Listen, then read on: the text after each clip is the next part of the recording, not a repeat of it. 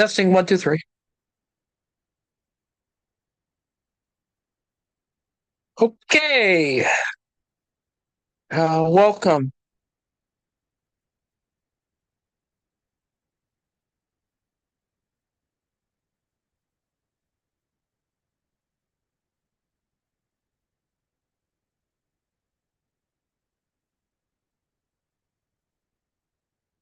I think we're set to go.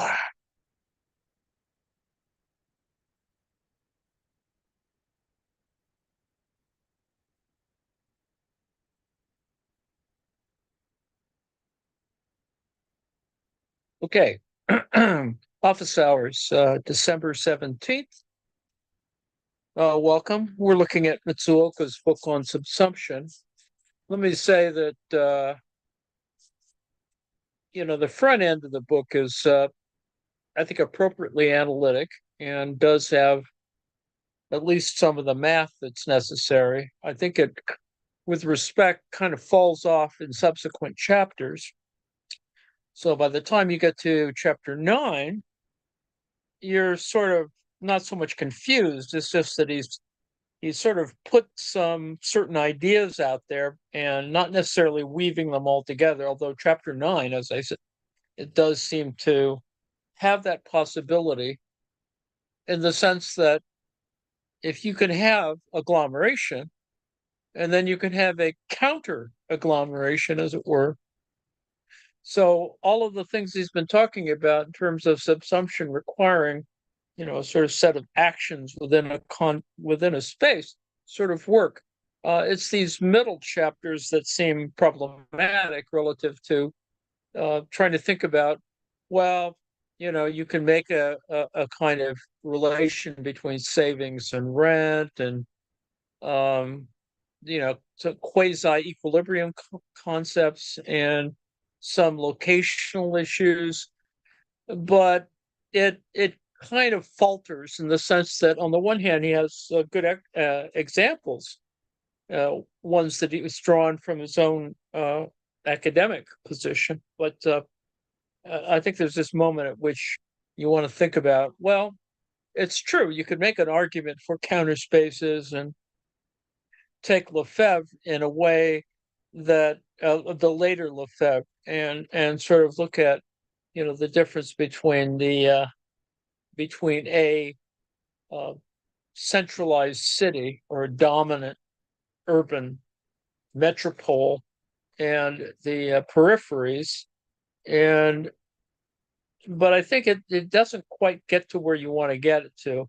On the other hand, it requires, I think, a lot of empirical work, which it requires a whole different set of arguments, which I'm not sure that he gets to. I mean, there's this sort of middle part of the book where he kind of moves around a little bit, where it looks squiffy. But anyway, I put in a meal, a meal foy, because that's what they look like, mille-feuilles, Napoleons, and even the naming of them as a Napoleon has a certain other context as well. Um, anyway, French dessert made of puff pastry layered with pastry cream, and it has a certain sense of shape and whatever. And I think is a useful metaphor. Uh, I think the more to torture the more metaphor further is to think about, well, how is it that we deal with this structured millefeuille? Is it to take it further? What happens when a knife and fork are employed? But anyway, so we began, or figure 5.1 is a way in which you can talk about, therefore, to produce the spatial configuration of optimal organization for those in power in the dominant mode of production, the relational space, because that's what chapter 5 is about, cannot simply be left as a mere jumble of absolute and relative spaces subsumed independently. Both have to be coordinated by the dominant economic and social power, as figure 5.1 shows. So it's not a bad thing. I mean, you want to sort of think about what this all means in that sense. That is, we began with the notion of pristine space. We contrasted two elements of that as it evolves, an absolute space and a relative space. Um, we looked at certain ideas that constitute space. Contiguity is one element. Um, the idea that there's something that holds it together. It's a Kantian container-like thing. And then there's the artificial separation where, in a human space, in a anthropocentric space, you get artificial separation. Um, and then, as, and this is all at the absolute level. You define contiguity. State power dominating the spatial configuration does not control the distances to nodes and traffic routes. Um, it's not perfect in that sense. Although I think you could argue, and that's I think what self-driving automobiles might suggest, and that is uh, that there is some absolute sense of spatial configuration that is identical to state power, and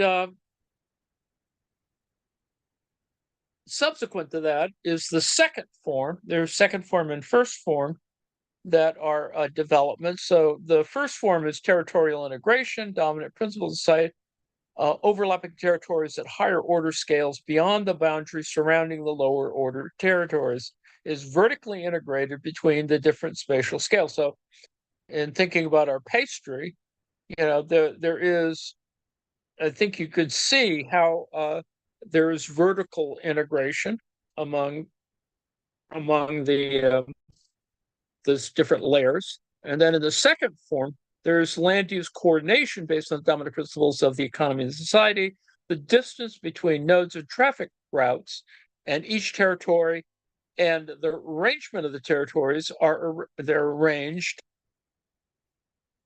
horizontally within the same spatial scale. So you have different spatial scales as vertically determined, and then horizontally at each layer of our little pastry, there's coordination of those elements. So it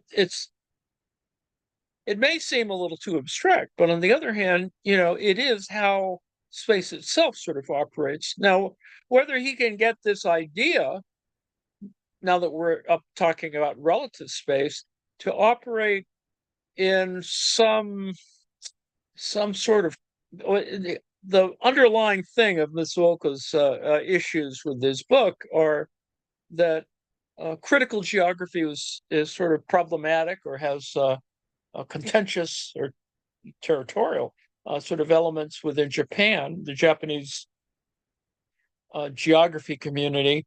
And while that's all sort of interesting inside baseball at all, I think the larger issue is how, as a Marxist, you make this, is the critique in critical geography, is the critique the same or has a family resemblance to the Marxist or the heterodox post-Keynesian critique of orthodox neoclassical economics, and it's something that Harvey himself has talked about. Is what is that set of relations, and without getting one into trouble,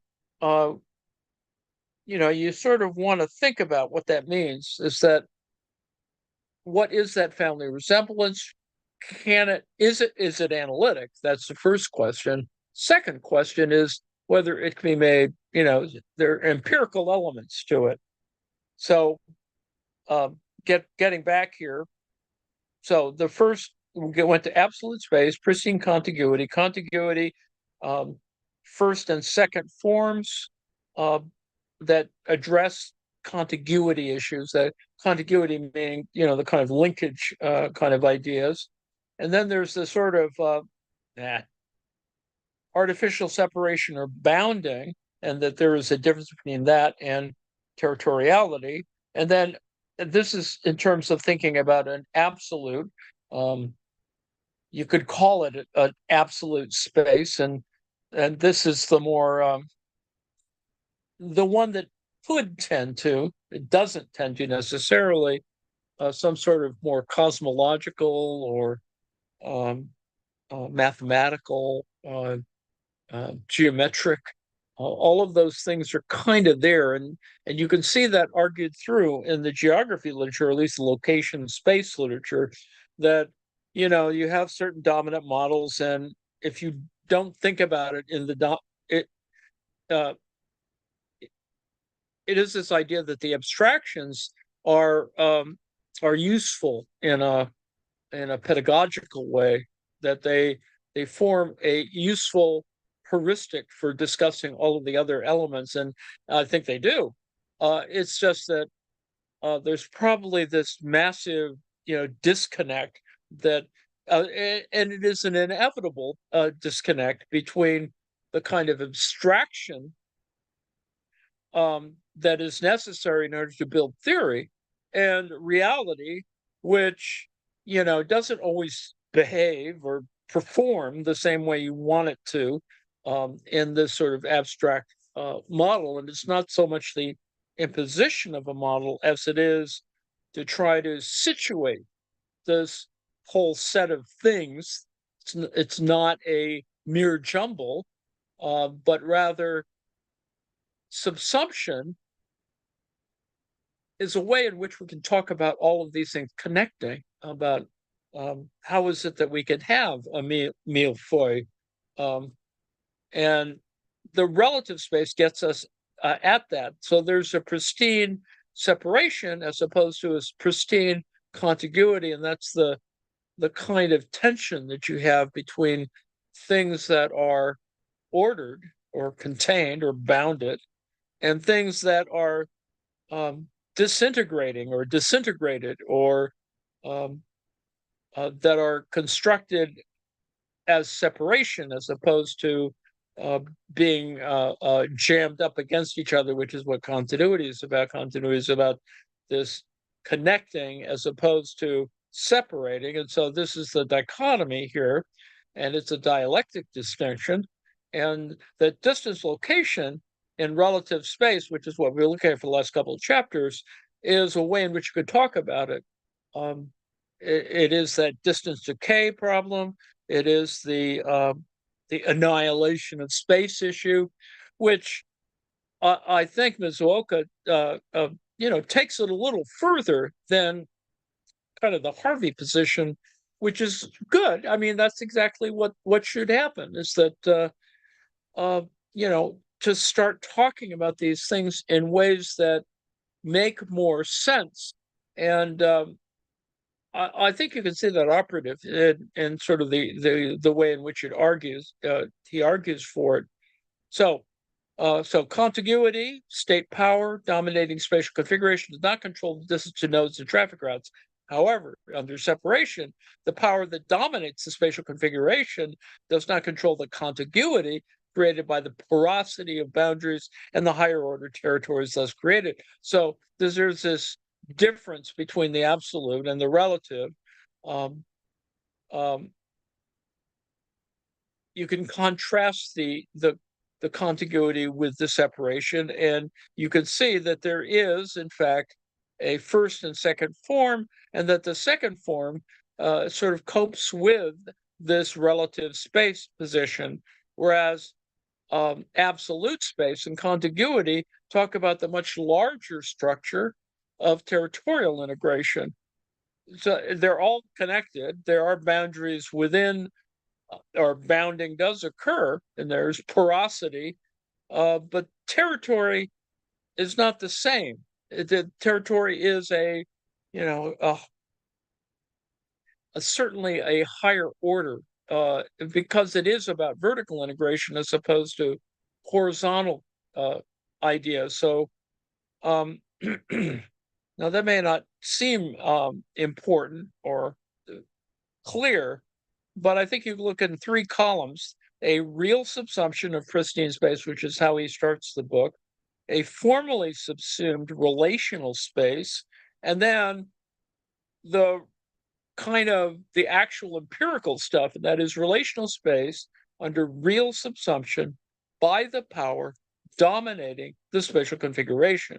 So, as much as we'd like to see it, that there is no, that it's more democratic, or that it's not dominated, or that there is no sort of dominance submission kind of element to it, I think you can actually see that, you begin to see what the issues in terms of talking about capital are, that allow one to think about subsumptive issues, well, ones that presume, sort of engagement in space. And I think that that one's life is constantly engaging with, or responding to, the differences between contiguity and separation.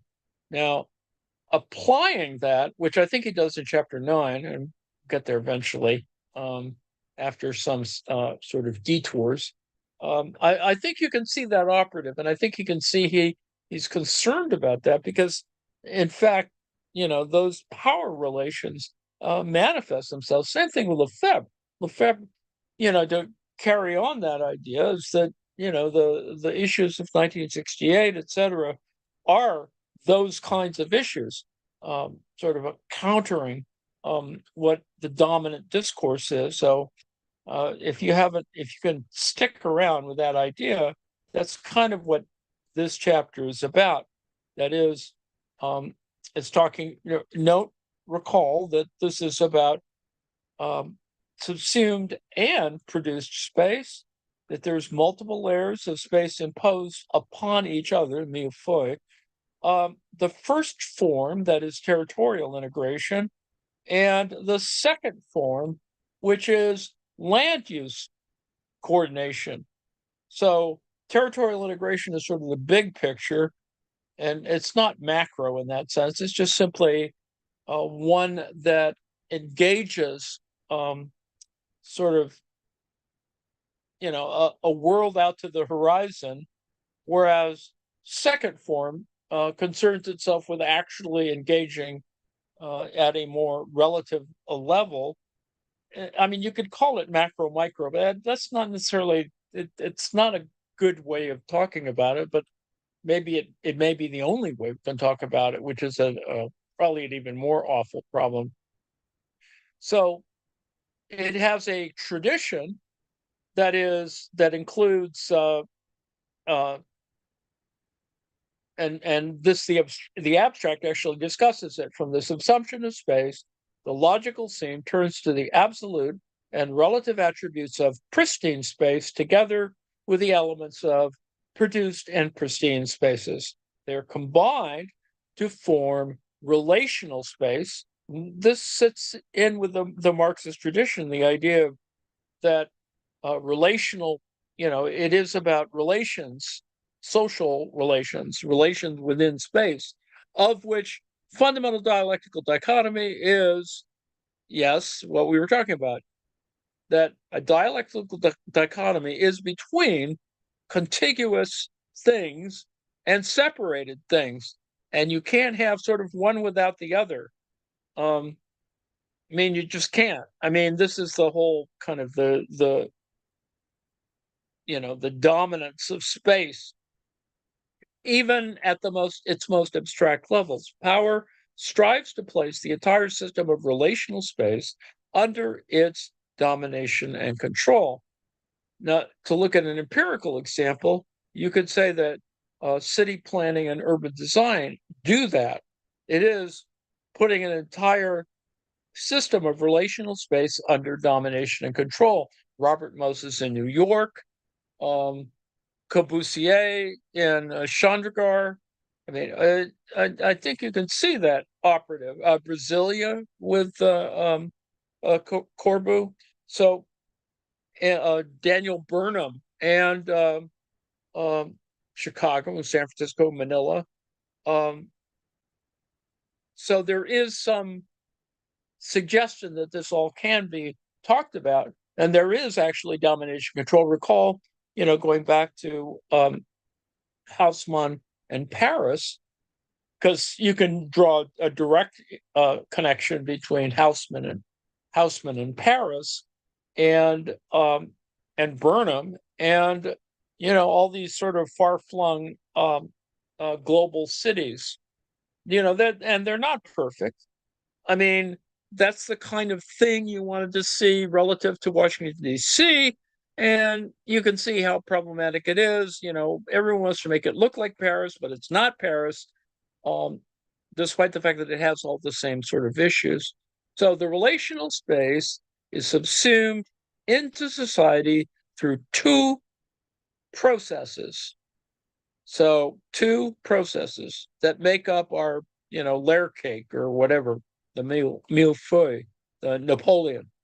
Vertically as territorial integration in a logic akin to Christoller's central place theory, this idea that, there you can have nodes or centers of things, and horizontally as land use coordination akin to that of von Thunen. So this idea of the vertical and the horizontal retains a Cartesian structure, but it's much more fluid, and we don't have to lose the notion of Marx's capital and the idea that we're talking about circuits and circulation, and so that circuits occur horizontally, but that they also occur vertically. And so, and that may seem a little confusing, but imagine that it is more spherical in that sense. That is, there's a tendency to have sort of agglomerative collections of things, but that they are arrayed. They exist kind of arrayed in space in a horizontal way. So this chapter offers a Marxist reappraisal and a reformulation of these conventional theories of economic geography to incorporate them into Marxist geography. And this is a interesting literature. It's difficult for some people. It's hard to explain. It's a lot easier in the abstract. It gets messier um, in actual, sort of empirical reality. But the centralizing issues remain. I mean, in the sense that, contestability within these spaces, whether it's the Paris Commune or Paris 1968 or Chaz or whatever in Seattle, these are all operative. All of these things are the same. I mean, not the same, but they have structural similarity. So now hopefully that makes sense. And we talked about subsumed versus produced space, multiple layers, space superimposed on each other. We got to the graph, the figure. So the flow chart exhibits the subsumption of relational space. The chart starts with absolute space, branches into pristine space and relative space. Pristine space is sort of the more analytic version, branches into pristine, contiguity, container, and artificial separation and bounding. Relative space branches into pristine separation as opposed to pristine contiguity, distance, location, and artificial contiguity and spatial integration. The chart then displays two forms of subsumption. land, and this is the millefeuille again, land use coordination and territorial integration. So the simple or more simplified way of thinking about this is, and it's, it's a little artificial and arbitrary, but imagine that there is a difference between city planning or regional planning and urban design. Now, urban design is it, you know, that that's only one way of thinking about the issue of space, but you could see that these are intersections at different scales of the same idea, same set of ideas, and that the rupture or incision or the things that he talks about in subsequent chapter about the kind of uh, counter agglomeration, that's interesting, problematic in trying to get it to completely work out. But this is a way in which we can configure some of these. Ultimately, I think they have to be arbitrated by history. So, in this chapter, you can see that there are margins at work. There's places where, you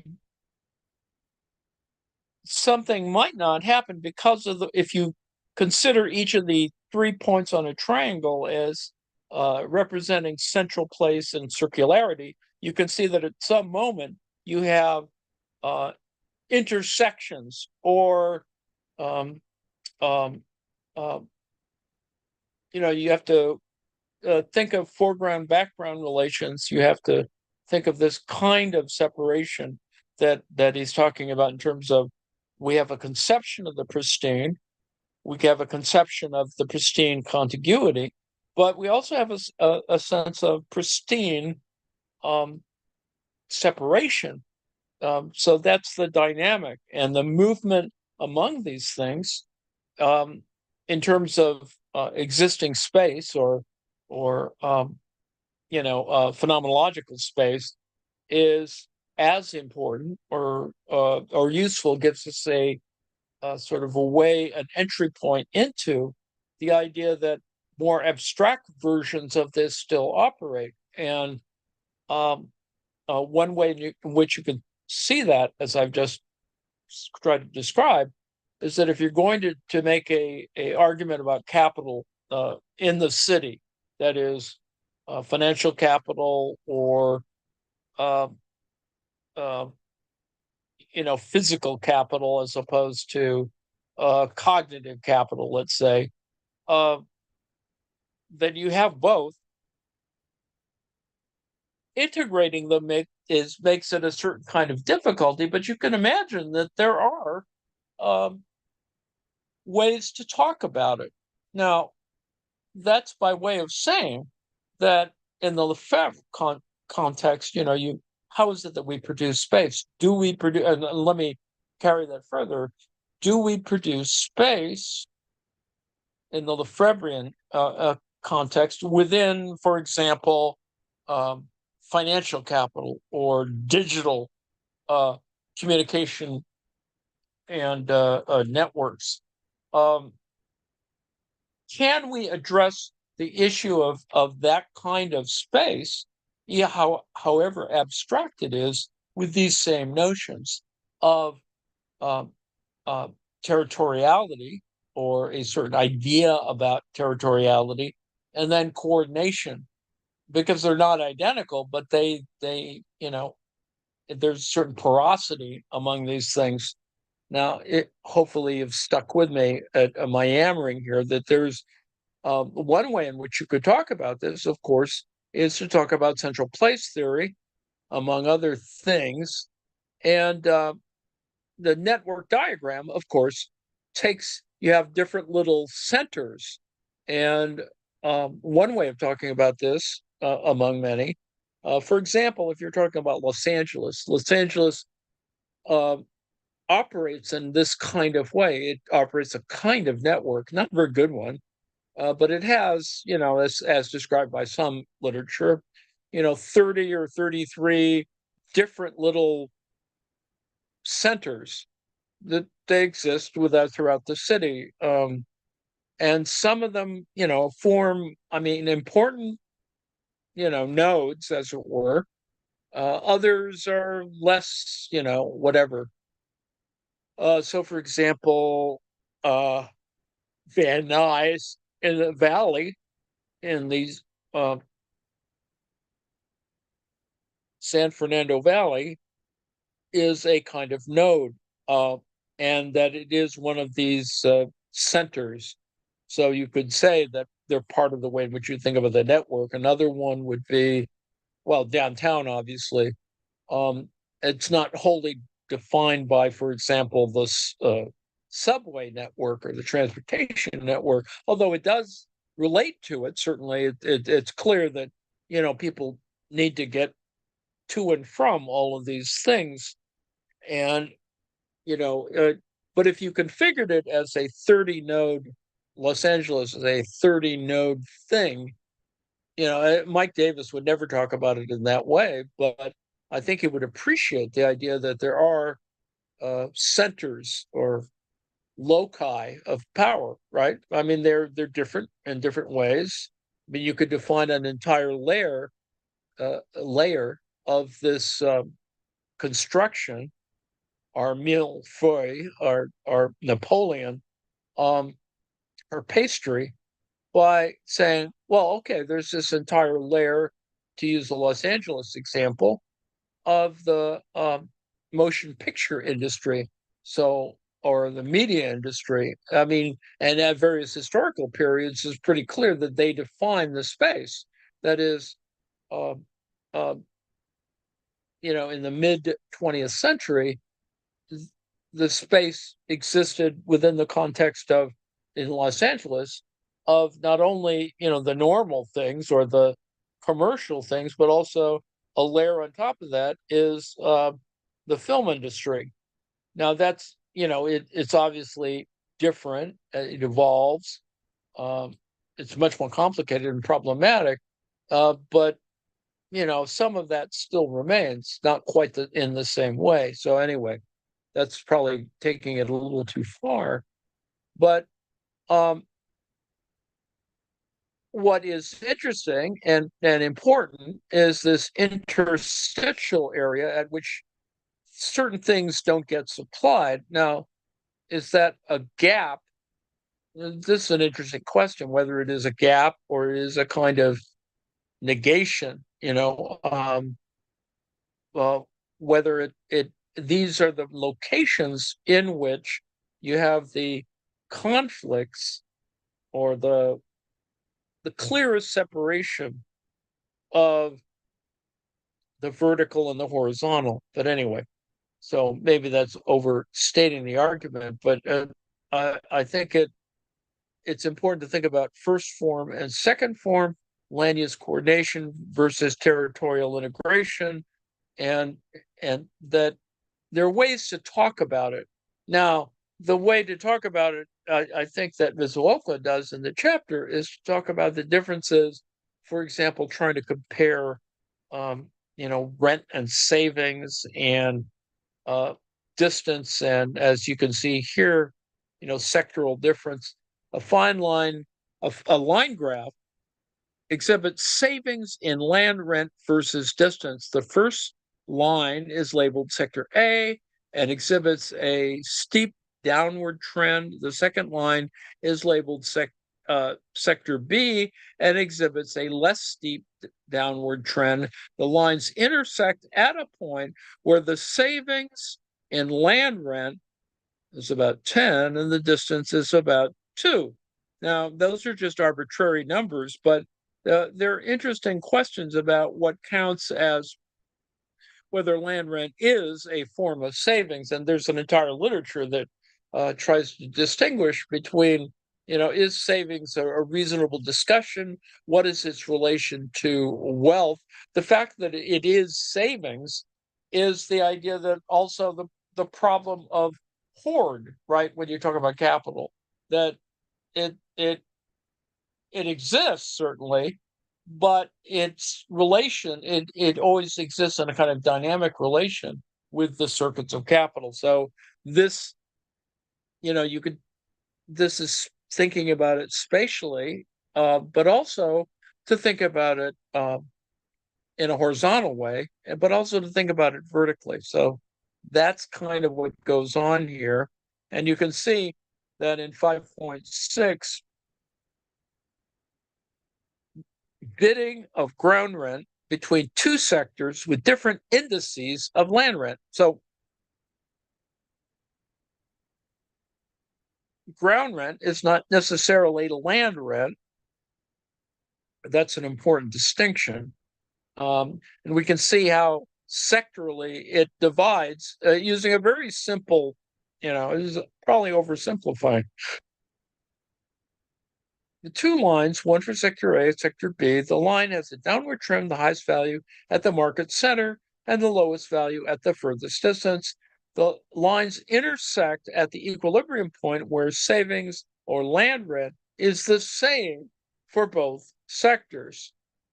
Now, reality doesn't quite do that, although I think you could, with a sufficient database, you could probably argue for this kind of intersection model, but noting, of course, that this is a linear and probably an over linear kind of construction. So now what's important as a development from that is this idea, because of sort of the power of monopoly rents in a capital sense, as a function of price and location, it's sort of there, but it's overdetermined in the sense that bid rent price whatever construction of models isn't it does never the reality doesn't look like that. It is, but that it does have a kind of ring-like kind of development, and that there are actually models for it, or that there are cities whose construction had those kinds of elements to it. You could argue that certain types of urban developments did have this idea of concentric kind of more even kind of circular distances from a CBD or something. Whether there's a Ringstrasse sort of idea that goes on in European cities is a useful idea, but they're not perfect. They aren't perfectly concentric in that sense.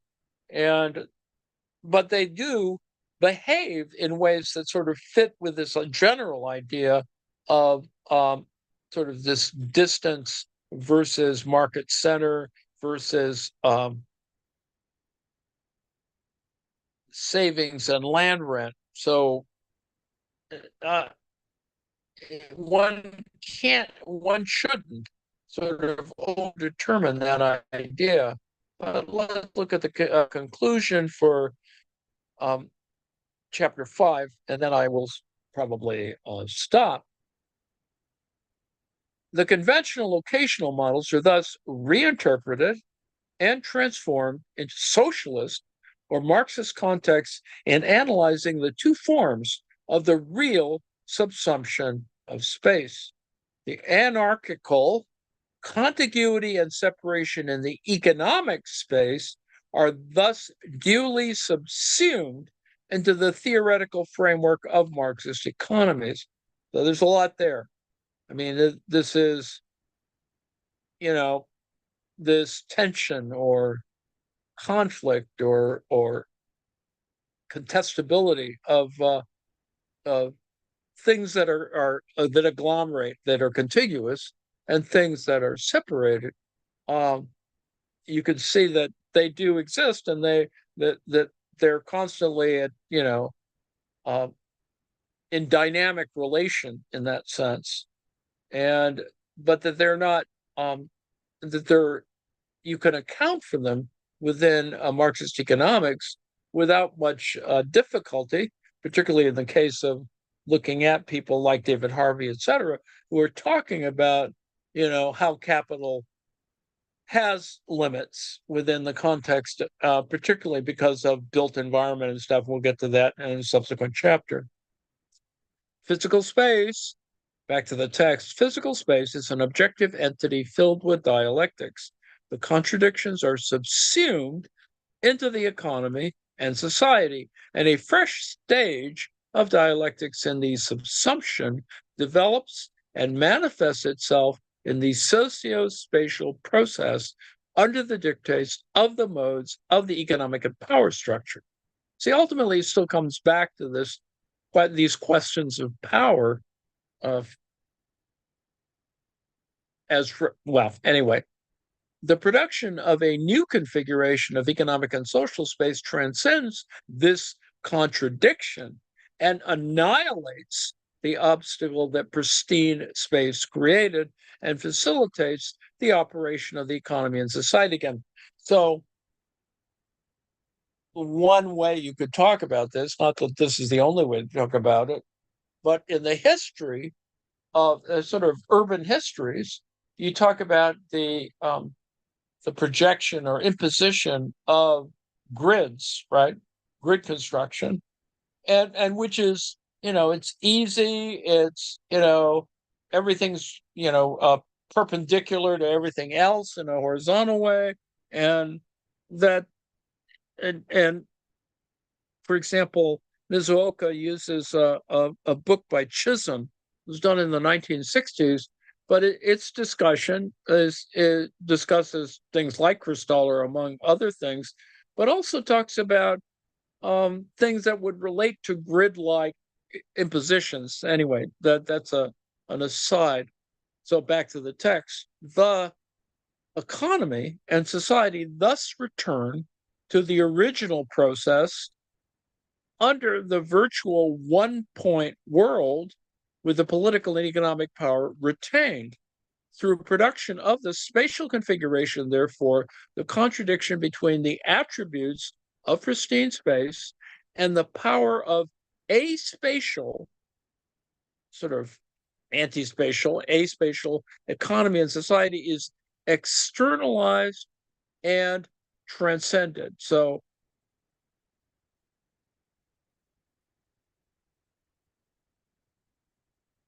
you're talking about a contradiction between certain attributes, that is, of pristine space, but also this thing about the power of an aspatial economy and society. So, there's this tension between the physicality of it, the real nature of it, but also its relation to what's going on at the same time. Now, to talk about it in more sort of prosaic ways, I suppose, you could argue, and there's probably a literature for it. I not, that in an urban space, uh, what occurred in the context, in the classical sense of, for example, putting text on buildings. And this is not to say this is a generalized model, but that putting proclamations on the sides of buildings, is a long tradition. What's interesting is how it becomes more mobilized. And, it's not that the Ginza represents that, but that there is something about that, that Piccadilly Circus has on the one hand this idea of a kind of centralized spectacle, Times Square, etc.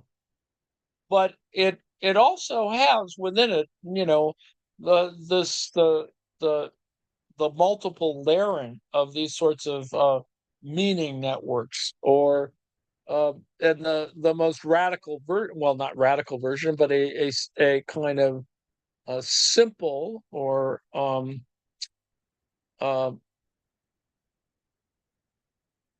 representative version of this would be the crawling news chyron that exists, for example, in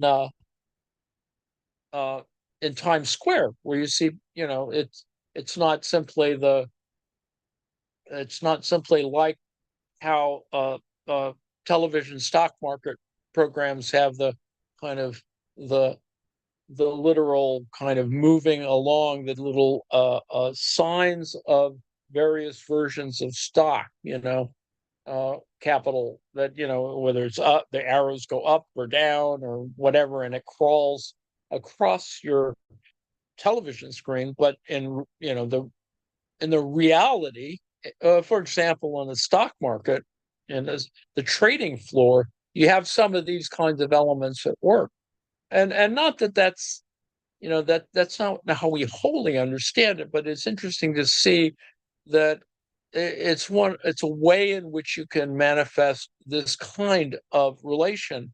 That is, um, you have a certain space, it has dynamic elements that move through it, and that they are represented by, for example, this kind of trading floor appearance of how capital operates. It is one of the very few ways in which you can sort of concretize or manifest how capital operates. Now, noting, of course, that it's more than the set of things. It is what they represent, right? In a global sense or whatever. So, in reality, however, back to the text, the subsumption is normally not perfect, and some elements of pristine space are left unsubsumed. That's that, little marginal area, right? There are always loopholes in subsumption which those contesting the power can deploy in social struggle. You could argue that protests, for example, pro quote unquote democracy protests in Hong Kong operate in that kind of way.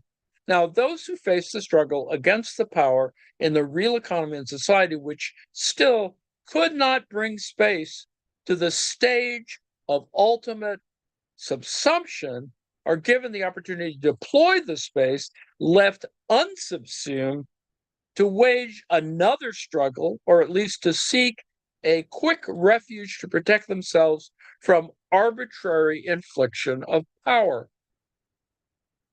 So one can argue that in thinking about how cities develop, you have enclaves, groupings, agglomeration, cultural agglomerations, but it's more than that, right? And obviously much more complicated. Uh,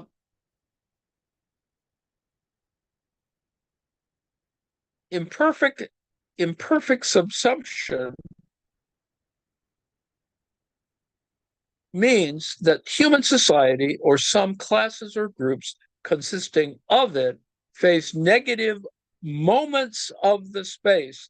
Thus, the exertion of power of the dominant class gets stranded, may face this challenge from the subservient people, or run into crisis of power collapse, crisis of collapse in the worst case. Now, you could say that operates in a variety of ways. You could argue that, slum history, for example, has that same kind of problem.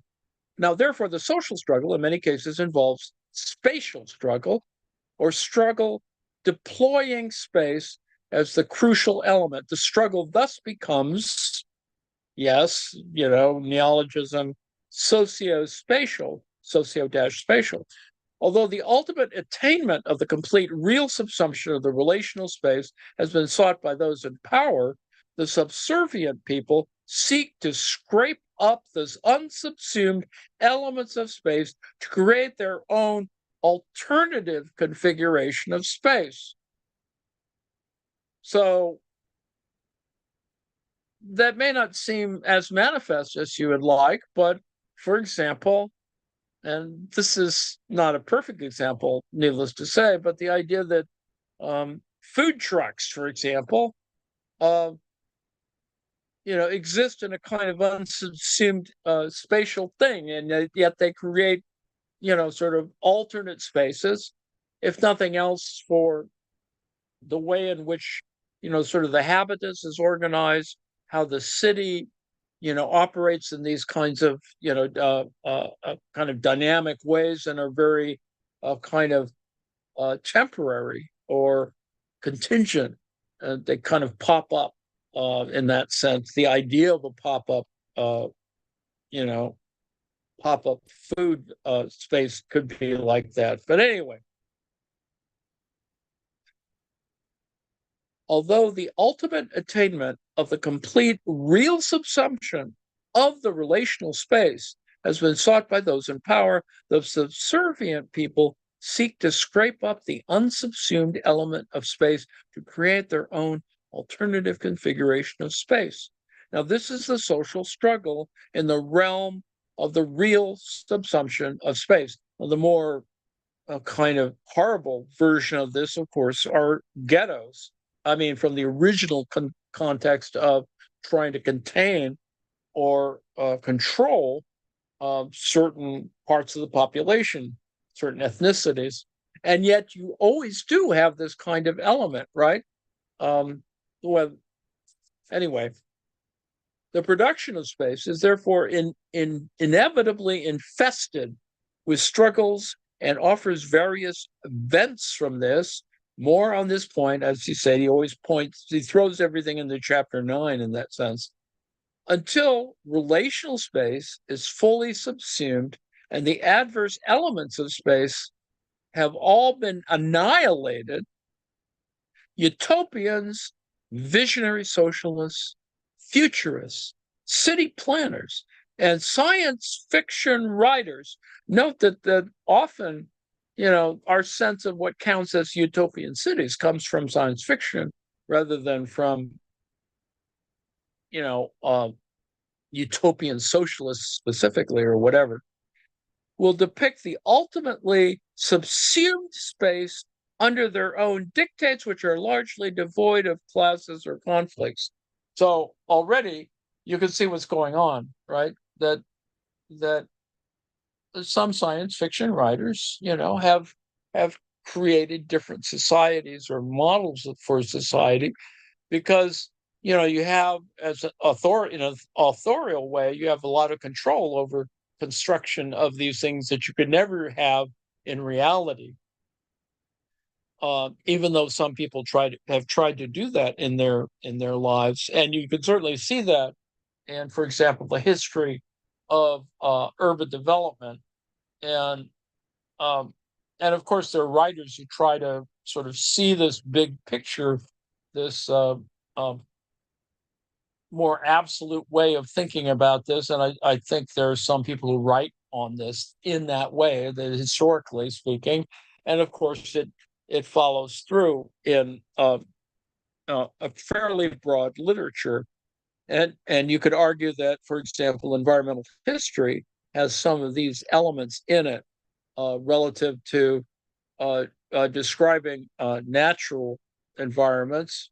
Um, uh, natural ecologies versus, sort of urbanized human settlements or whatever. So, and there is, of course, a tension between the two. And there are people who obviously, do a variety of things with it. So, anyway, I've used up my time, and I hope this made a little bit of sense. Um, Maybe I was talking to. I probably should put together a slide thing that connects all of these different little elements. But um, chapter 5 sort of gives us that. Um, I'm not saying that this will have this will carry over into the next chapter. The next chapter doesn't quite do that, and um, you're kind of working through some of these things, discussing what counts as a built versus an unbuilt environment, et cetera. Those are part of what has to go on in the next couple of chapters. Um, so I would say there's a little choppiness, I think, in Mizuoka's text, which may force me to go over that a little further. All right, so um,